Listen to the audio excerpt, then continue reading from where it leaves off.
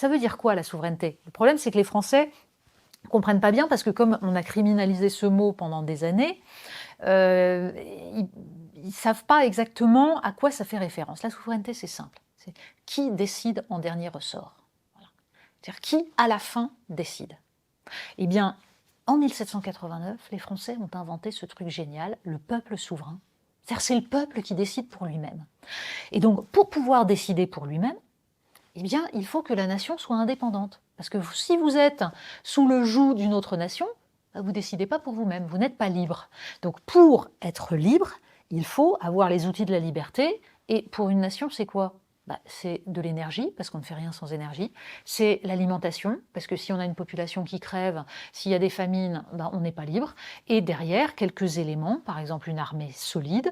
Et puis, le numérique aujourd'hui est devenu un élément fondamental d'indépendance. Donc une fois qu'on a dit ça, le rôle de la puissance publique, c'est de garantir l'indépendance dans ces différents domaines pour permettre au peuple de décider souverainement de son destin. Voilà, c'est pas compliqué en soi, c'est la logique. Le problème, c'est qu'on a eu pendant des décennies des élites qui considéraient que tout cela pouvait être jeté aux orties parce que de toute façon, le doux commerce allait supprimer les tensions, les guerres, et donc il suffisait que les économies soient totalement imbriquées pour que ça marche et qu'il n'y ait plus de problème. D'où l'extension des chaînes de valeur, la division mondiale du travail, on allait fabriquer ailleurs, mais c'était pas grave, jamais le détroit d'Ormuz ne serait fermé, jamais il y aurait de problème de Covid ou quoi que ce soit, tout allait bien se passer, les porte-conteneurs allaient circuler.